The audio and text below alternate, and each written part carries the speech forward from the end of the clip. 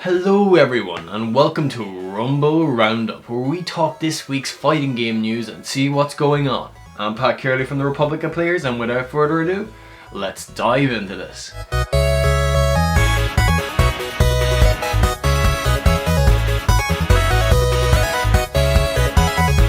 So, the first bit of news that I want to talk about is that Street Fighter V Championship Edition just launched last week.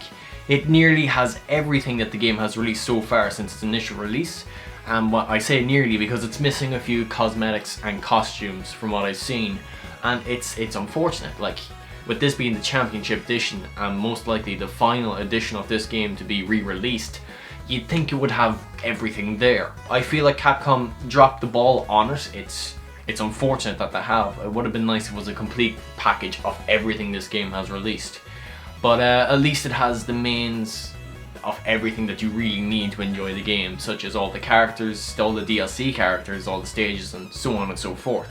It even has the recently released DLC character Seth, who is a character that can, you know, copy one of your character you're fighting moves and then use them against them, which is a really cool idea, and it will be interesting to see how he's used in fighting game competitions, because depending who he's fighting, you get a slightly different moveset.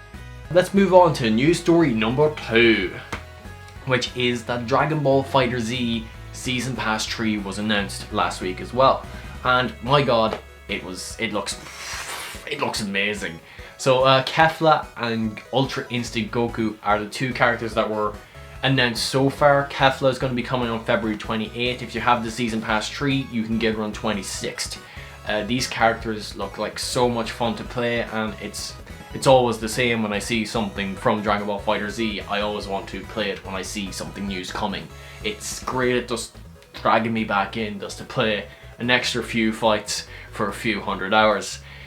But yeah, it's looking amazing. It's also like, it's so good. And like, there's 3 more characters to be announced for this season.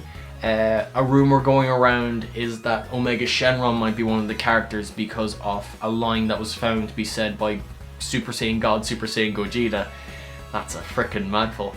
But it's a line that references back to the anime and GT when Gogeta is fighting Omega Shenron.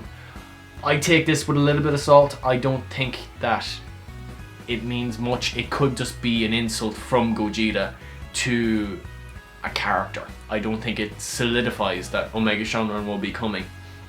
But there's also a bit more news for Dragon Ball FighterZ, which is great, which is the new assist moves, which up till now every character had 1 assist move. Now they've boosted it up to 3 assist moves, and it just looks like it's creating a whole new environment to play around with, because now that you have 3 moves to experiment with, there's so much more to do. I was even reading up that the developers said that some assists were more powerful than others, so this is a sort of mix up to try and fix that problem, so that each character has a bit of a different variety, and it probably will mix up the fighting game community, mix up the meta of the game quite a bit, which I'm interested to see, and it would be fun to explore through them, because it gives a lot more options now when you're fighting. On to news story number 3, which is My Heroes 1 Justice has a new character that was announced, which was in the Jump magazine, a new Jump scan. They usually like to do this sort of stuff where they reveal the character through the Jump magazine, and the character that was revealed was Gang Orca. I honestly wasn't expecting this character, I don't know, I didn't think he was that big in the My Hero universe altogether. But I'm glad he's there. He looks like intimidating and like he'll be a big brawler in the game.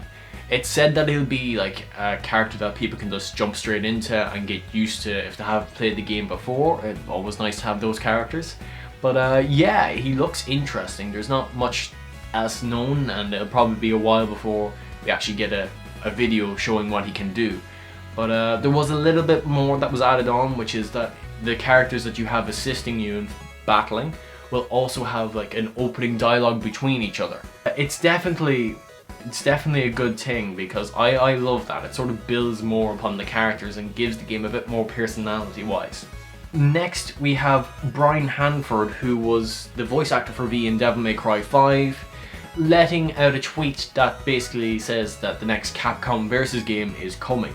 And I believe him, okay? I don't think he was supposed to say something like that. I don't think any developer wants that sort of stuff getting out unless it's on their own terms.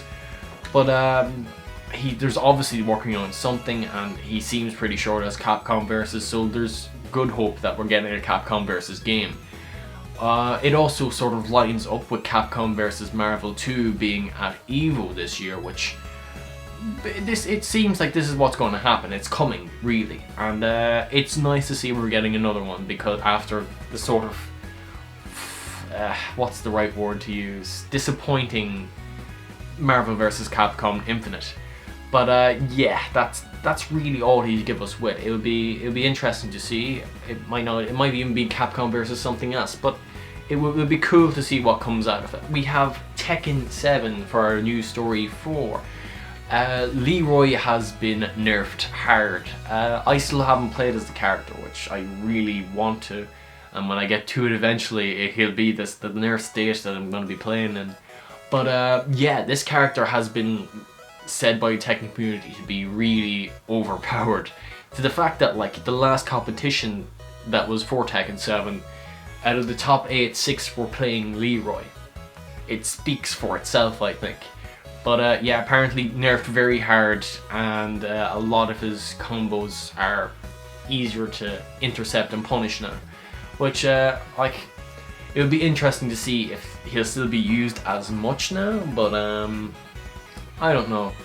We'll have to see. It might even get a buff later on if he's been nerfed too much, if the community thinks so. I'm going to talk about a little game that might be a bit hidden and not known amongst the fighting community, which is Fisti-Fluffs, which looks like pure utter mayhem, but so much fun.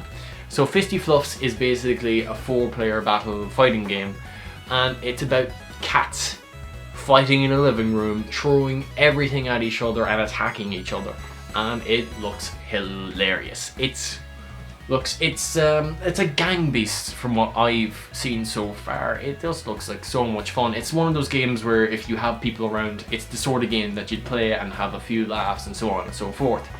But yeah, there probably will be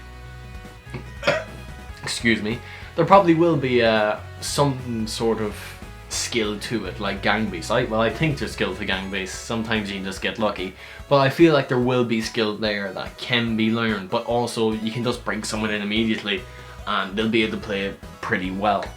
It will be interesting to see, because so far it only has a demo with 2 cats you're able to fight with, so hopefully we get more news on that, because it just looks like so much fun.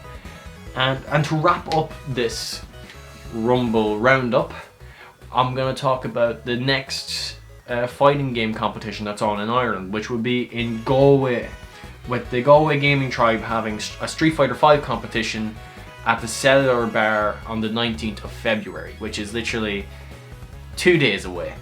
So yeah, if you're interested, this might be a good one to go to. Street Fighter is always a pleasing one to play. And that's really all there is from the last really week and a bit more of news on the fighting game scene. There will be another one of these next week, so I'll have more news for you then. Until next time, have a good one.